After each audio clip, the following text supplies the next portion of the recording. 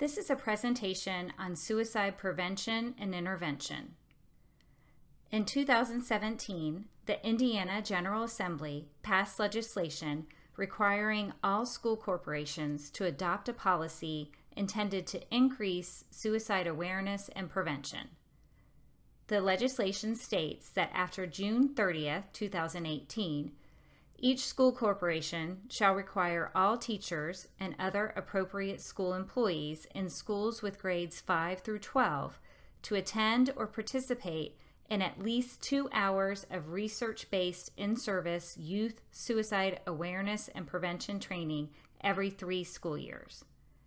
This presentation is the first hour of the required 2-hour training on suicide prevention and intervention. This presentation was developed by Alice Jordan Miles, who is the Director of Behavioral Health and Family Studies at Purdue University, Fort Wayne. Ms. Jordan Miles is a trainer in Question, Persuade, Refer, QPR, which is a research-based suicide prevention intervention. During this presentation, you will learn key terms, risk factors, warning signs, and available resources to help prevent suicide. Suicide touches everyone, all ages and incomes, racial, ethnic, and religious groups across all parts of the country. School personnel are frequently considered the first line of contact in reaching suicidal students. By knowing and recognizing warning signs of suicide, you can assist students in getting the treatment they need to reduce the risk of suicide. The Suicide Prevention Puzzle. We are all part of the suicide prevention puzzle, and having knowledge of key terms is helpful in understanding how to assist. People may have thoughts about suicide. Some may act on their thoughts and attempt suicide but live. Some attempts may be fatal, resulting in a suicide death. Those that are left behind to make sense of their loss are called survivors of suicide loss.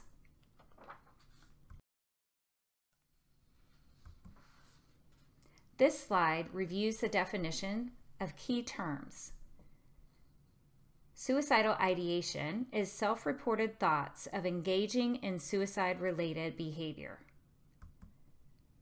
A suicide attempt is a potentially self-injurious behavior that is not fatal, where the person intended to kill him or herself but was rescued, prevented, or changed his or her mind. Individuals who have attempted suicide are often referred to as persons with lived experience. A suicide death is where there is evidence that the injury was self-inflicted and intended to cause death. This can be referred to as an attempt to solve a problem of intense emotional pain with impaired problem-solving skills.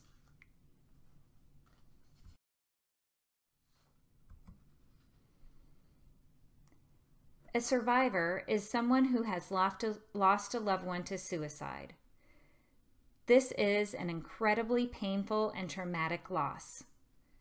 Survivors can experience intense feelings of shock, shame, anger, guilt, despair, pain, hopelessness, rejection, confusion, regret, and self-blame. There is often stigma that surrounds suicide. Survivors often feel isolated and alone in their grief.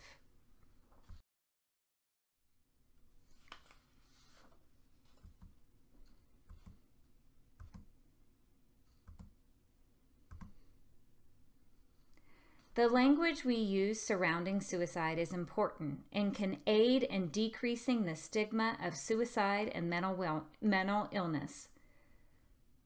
Terms to use include died by suicide, ended or took his or her own life, suicided, died as a result of a self-inflicted injury, and died by their own hands.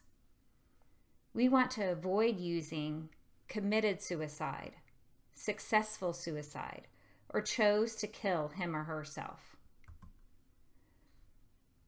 The term commits makes suicide sound like a crime or a sin. This can stigmatize those who experience suicidal thoughts or attempt suicide. This stigma can deter people from seeking help and/or treatment.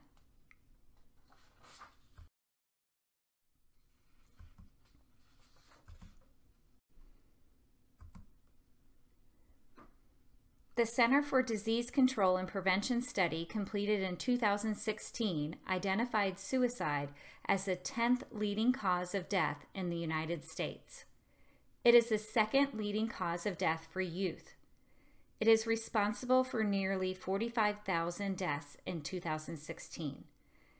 This is a death by suicide every 11.7 minutes and 123 people a day. Every 28 seconds, someone attempts suicide.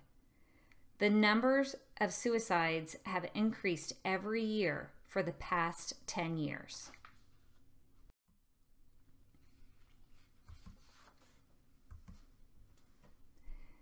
Data shows that there's a big difference between the frequency with which males and females think about and attempt suicide. Females are 3 times more likely to have suicidal thoughts and attempt suicide than males, while males are 3 times more likely to die by suicide.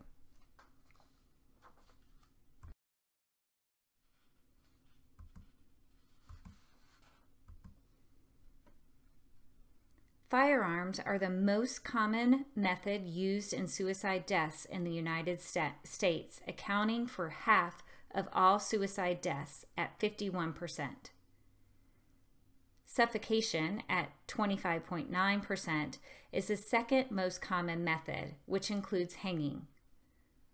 Poisoning, which includes medication overdose and carbon monoxide poisoning, is the third leading suicide method at 14.9%. Other methods include cutting, piercing, drowning, jumping, or the use of motor vehicles at 8.2%.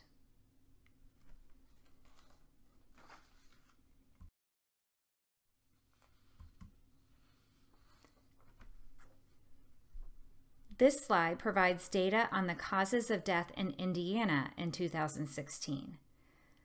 Suicide is the 10th leading cause of deaths in Indiana.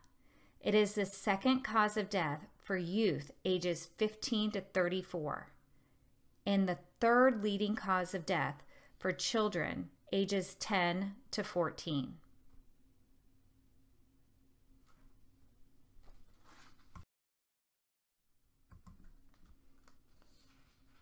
A youth dies by suicide in Indiana every 2.25 days. The data is alarming. However, there is hope when parents, schools, and communities join forces to address suicide as a preventable public health problem.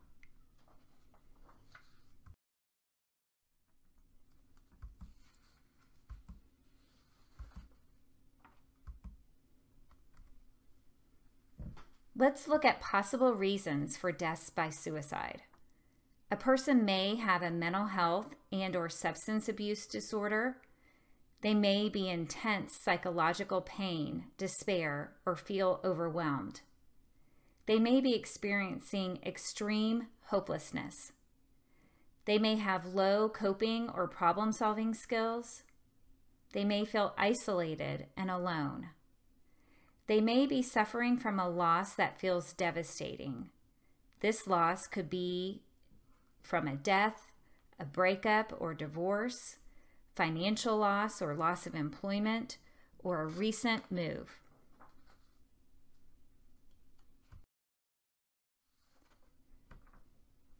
Suicide is preventable by identifying warning signs and providing support while directing an individual to help and treatment. We can save lives and prevent suicide.